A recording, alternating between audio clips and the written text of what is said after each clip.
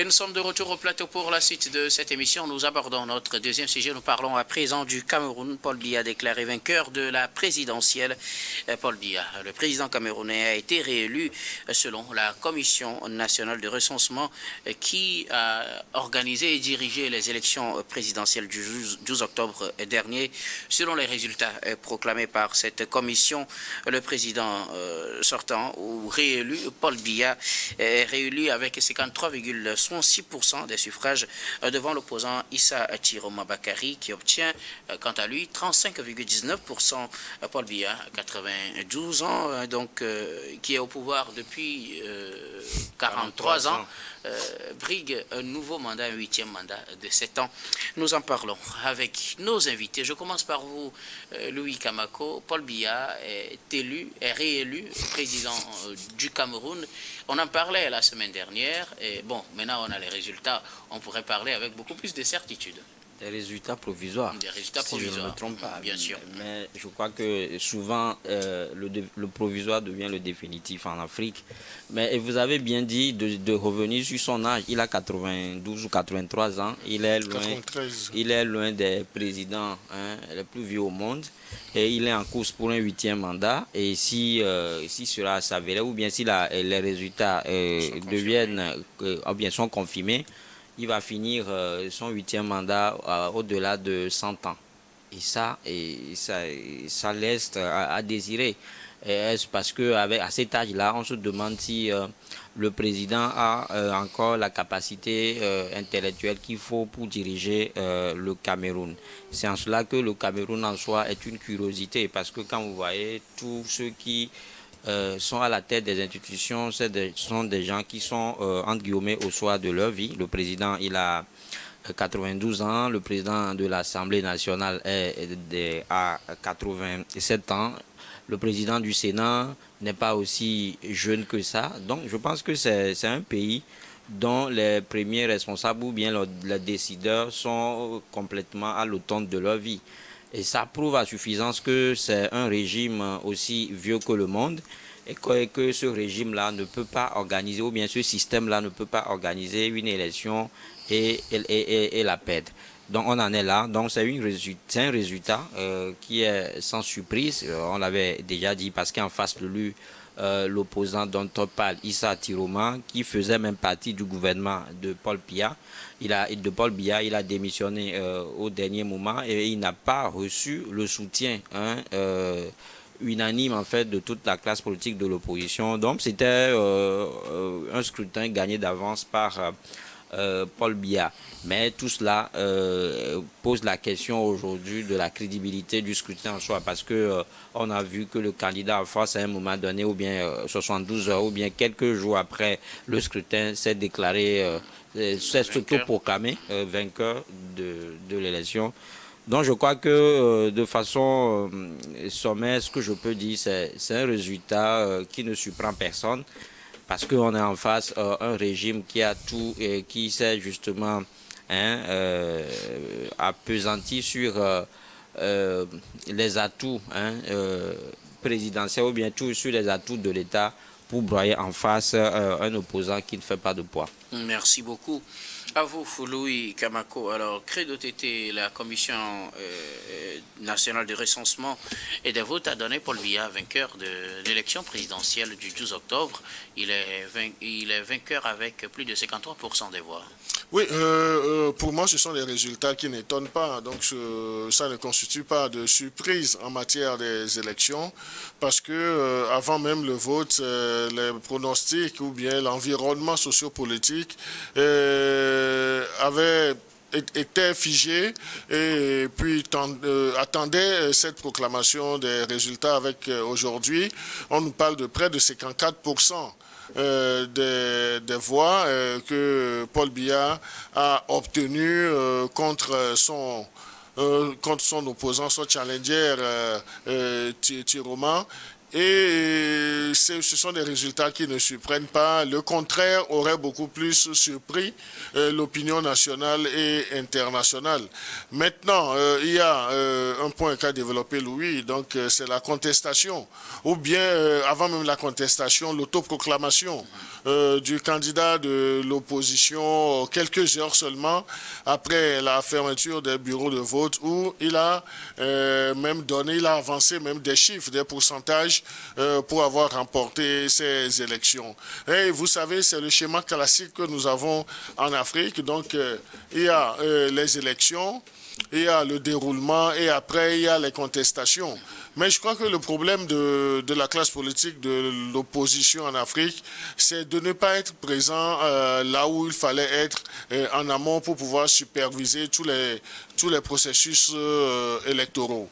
Et si nous voyons même lors même du déroulement du vote, on a vu des images qui ont circulé, des images qui prêtaient des intentions de bourrage d'urnes ou bien de mauvaise foi exprimée par certaines parties prenantes au processus électoral. Donc c'est tout un méli-mélo auquel nous avons assisté.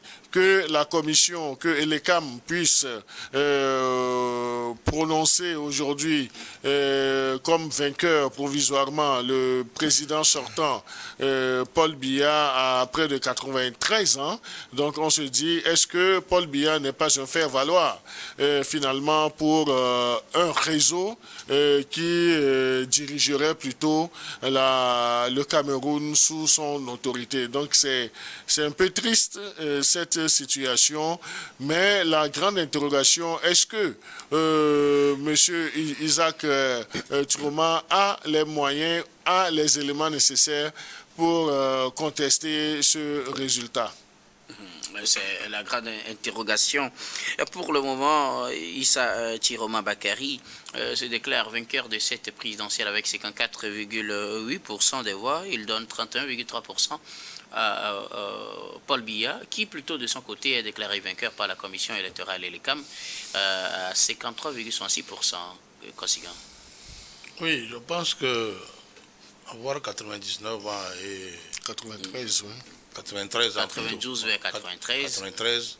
92, 93 ans et être réélu président de la République de son pays n'est pas contraire. Si ce n'est pas contraire à la constitution du Cameroun, je pense quand même que ce n'est pas un péché.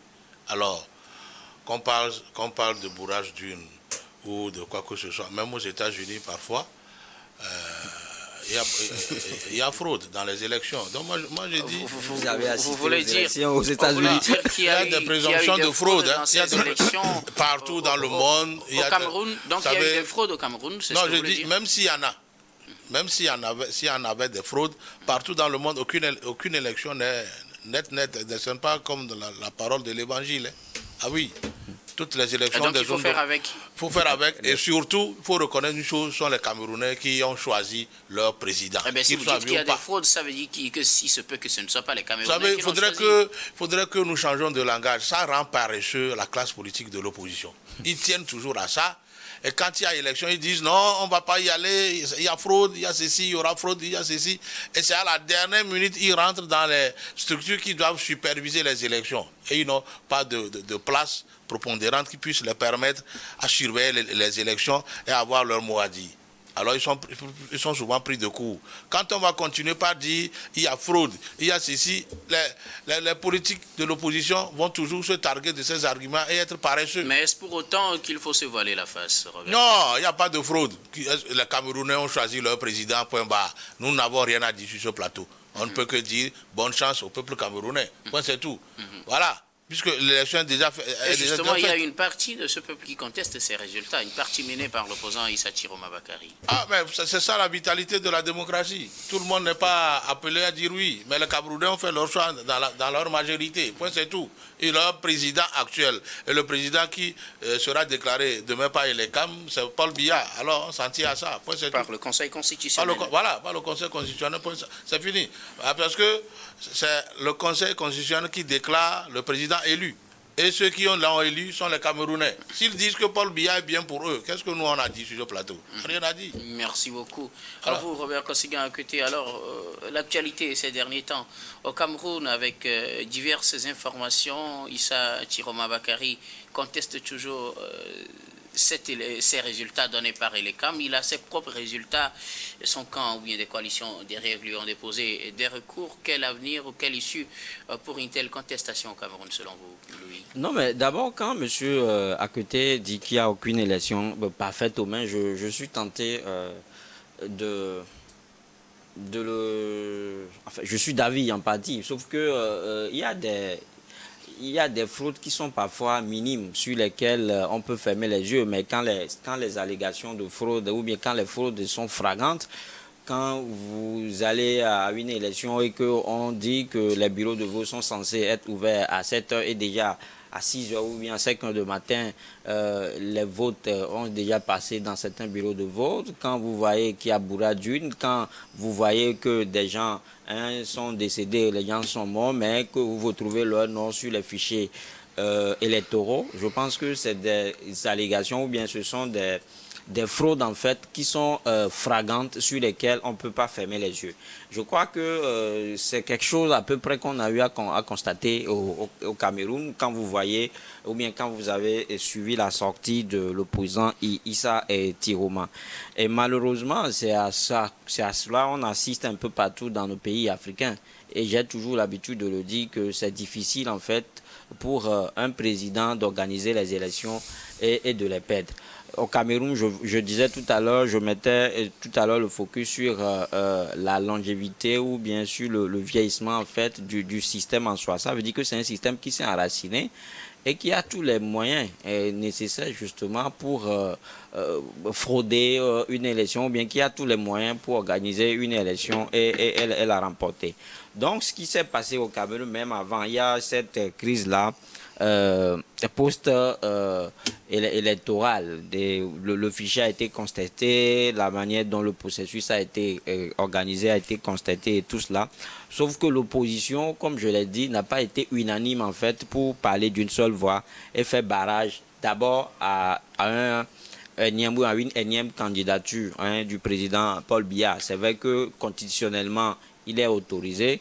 Il peut participer à ces élections, mais quand vous voyez aujourd'hui son état physique, c'est-à-dire que sa santé, et c'est cela aussi qui remet en cause la franchise ou bien l'honnêteté des médecins qui sont souvent commis pour en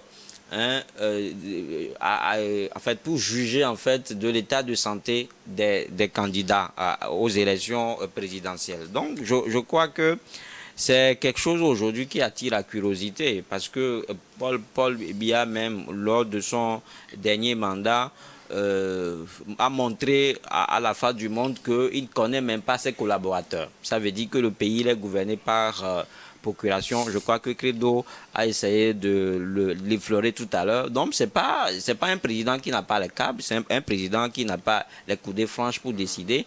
Et aujourd'hui au Cameroun, être membre du parti de Paul Biya est devenu un fonds de commerce pour les uns et les autres. Donc c'est un système qui se perdue, sur lequel les gens se sont greffés pour continuer justement par faire des affaires louches.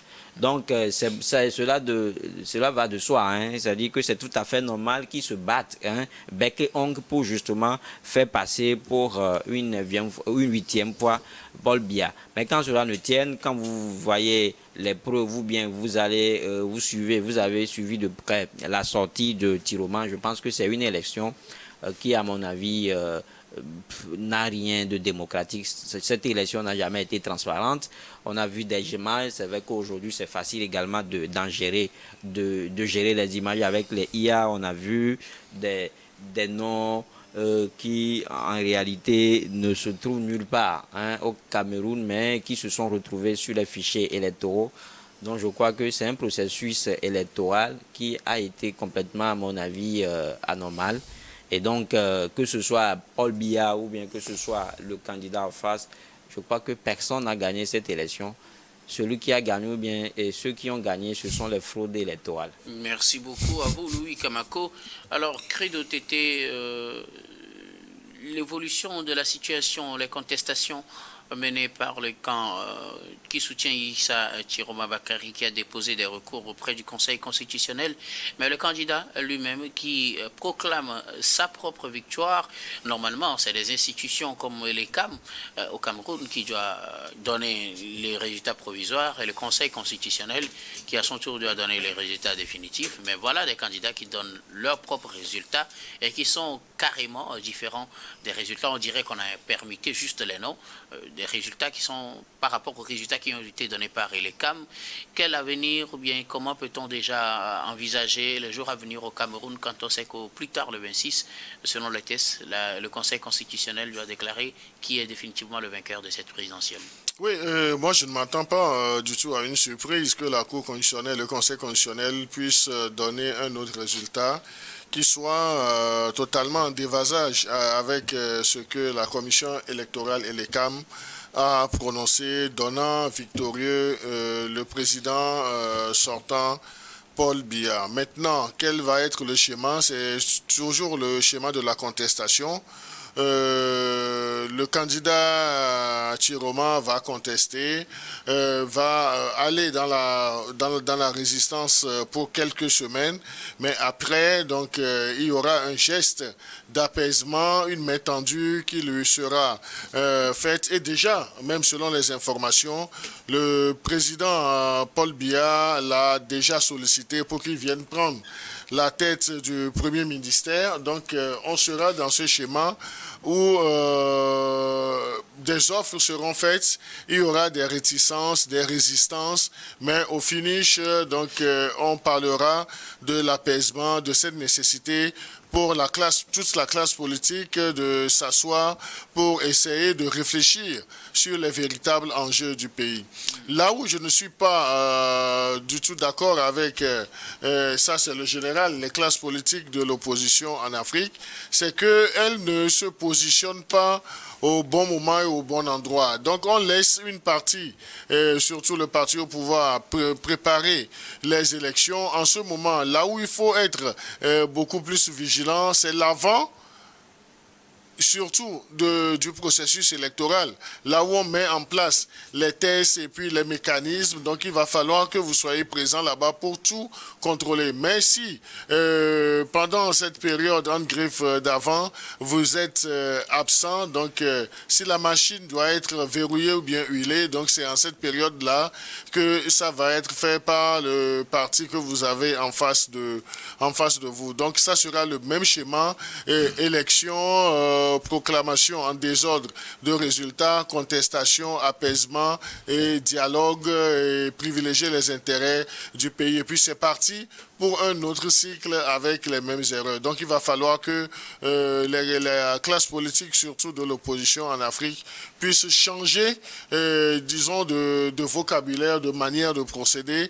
Un processus électoral est un tout. Un processus électoral n'est pas jugé uniquement par le jour du vote. Donc il y a des mois, même des années avant, on met en place les structures, on met les moyens, les tests législatifs. Donc vous devez posséder tout cela, vous faire entendre et en vue de positionner des gens dans tous les compartiments d'un processus électoral. Si vous attendez à 2 semaines, vous faites la campagne, vous faites le show, alors que vous n'êtes pas là où les décisions vont se prendre, donc on assistera toujours à ce schéma. Merci beaucoup. À vous, Credo. Alors, donc, pour vous, il n'y a aucun espoir pour Issa Chiroma Bakari. C'est consommé, et le Conseil constitutionnel va entériner ces mêmes résultats. Oui, c'est mon avis. Donc, je ne vois pas le Conseil constitutionnel camerounais dit autre chose que ce que l'ECAM a dit provisoirement. Robert Kossigan. Pour répondre à cette question, c'est pour dire déjà, le ministre de l'administration territoriale a fait une sortie où il menaçait déjà l'opposant qu'après, ils vont statuer sur son cas. Ça veut dire que la contestation en soi n'est pas légale selon le ministre de l'administration territoriale et que c'est un pouvoir... Et de façon générale, on connaît les principes. Quand vous participez à une élection, c'est la commission d'organisation de l'élection qui proclame les résultats. C'est partout comme cela. Justement, c'est là où ça devient compliqué pour l'opposant. Et là, sa sortie, elle est jugée illégal, même si, comme à ma foi, je trouve que ce qu'il dit est un peu fondé, parce que si on ne veut pas faire preuve d'une nécessité intellectuelle, on sera tout d'accord que ces élections ont été fraudées, comme je l'ai dit tout à l'heure, que tous les moyens ont été déjà mis en œuvre pour que le président sortant, Paul Biya, passe à tout prix. Donc je crois que c'est une sortie, à mon avis, qui a été légitime, mais qui malheureusement n'est pas légale. C'est là où ça devient compliqué pour lui. Et donc, pour répondre à ta question, que cette contestation n'ira nulle part, et que malheureusement, on va juste tomber dans le cercle infernal, comme Credo l'a dit tout à l'heure, élection, contestation, manifestation, arrestation et peut-être et dialogue. Donc tout cela, ça n'amènera nulle part et ça ne fait que retarder nos pays. Robert Kossigan, écoutez-vous, vous pensez d'ailleurs que les bons résultats, c'est ceux-là qui sont donnés par Elecam, mais l'opposant Issa Chiroma Bakary continue de contester. Est-ce que cela pourra changer quelque chose selon vous? Pas du tout, puisque les organes qui sont constitutionnellement autorisés proclamer les résultats, c'est Elecam et après la Cour constitutionnelle elle-même.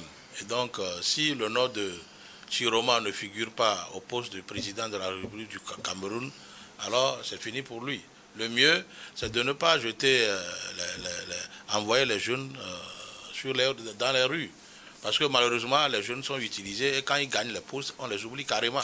Donc, le mieux, c'est de faire économie pour alors empêcher à ce que les jeunes soient déversés dans la rue, qu'ils soient envoyés en prison, peut-être d'autres blessés, d'autres passés de vie à trépas, et que lui-même il gagne un poste juteux après pour dire que voilà, c'est à la suite d'un dialogue politique, que voilà, les choses sont arrangées. Donc moi je vous dis tout de suite là, comme il n'est pas déclaré vainqueur, qu'il se conforme aux résultats des instances autorisées à proclamer les résultats et qui se conforme comme simple citoyen camerounais et que les élections se préparent. Ce n'est pas le jour des élections ou le délai fixé qu'on va sur le terrain. On a vu les exemples au Sénégal et ailleurs. Alors, il faudrait qu'ils préparent le terrain. Aujourd'hui, les Camerounais votent toujours pour Paul Biya. Je pense que c'est la 8e fois. Alors, qu'est-ce qui fait? Quels sont les mobiles qui attirent les Camerounais? Il faudrait qu'eux-mêmes ils analysent pour tirer alors les Camerounais vers eux. Mais rester dans les contestations vaines pour alors marchander leur position avec le gouvernement et rentrer alors en fonction, prendre un poste juteux, prendre des sous un peu partout, des mallettes d'argent pour s'apaiser, alors que entre-temps, les fils des gens sont envoyés dans les rues, emprisonnés, d'autres passés de vie à trépas et autres. Donc moi je pense quand même qu'il faudrait qu'il évite ça à la jeunesse camerounaise et qu'ils prennent le poste de Premier ministre. Ah bon? Et point, c'est tout. Voilà. Pour faire économie de temps et de tout. À vous, Robert Kossigan, côté Credo, vous voulez ajouter quelque chose? Oui, juste dire qu'il ne faudrait pas que l'opposant camerounais s'attende à de la magie. Donc il n'y aura pas de la magie dans la proclamation définitive des résultats. Mais nuancer aussi une partie de l'intervention de Louis Kamako qui disait que habituellement en Afrique, ceux qui organisent les élections gagnent systématiquement. Non, je crois qu'il y a eu, disons, un cas d'école avec le Sénégal. Donc quand le PASTEF, le duo Ousmane Sonko, Diomaye Faye s'est bien préparé, donc je crois que ça n'a pas fait prospérer les velléités qu'on reprocherait au système politique en place. Donc dans le cas sénégalais, on a vu que le PASTEF était présent partout et en tout moment et a su jouer, a su former même les éléments ou bien les agents qu'ils envoyaient dans ces bureaux de vote, dans ces centres de vote, dans ces commissions. Et ils avaient même mis en place un système de veille et de veille stratégique qui permettait à un certain moment la remontée systématique des informations. Et dans ce cas précis, lorsque vous mettez un très excellent système en place, même ceux qui sont en face de vous, qui voudraient essayer de manipuler un peu les résultats, auront tous les problèmes du monde pour le faire. Donc, ça peut se reproduire, l'aventure, bien le cas sénégalais, dans d'autres pays africains. Il va falloir que nos opposants ne jouent pas dans un professionnalisme de l'opposition, mais qu'ils pensent beaucoup plus aux intérêts des populations en mettant les moyens à leur disposition pour participer participer pleinement à tout le processus. Sinon, quelle est l'option qui s'offre aujourd'hui à Tiroma? C'est de continuer par créer, même après les résultats définitifs par le Conseil constitutionnel. Donc, il aura le temps de faire quelques sorties où il sera toujours dans cette logique, quitte à ce que le parti de Paul Biya lui tende la main pour essayer de faire les négociations politiques avec tout ce que ça porte comme préjudice pour la jeunesse africaine. Merci beaucoup à vous tous pour vos contributions. Nous allons marquer la pause pour le journal, puis on reviendra tout à l'heure pour la suite de cette émission.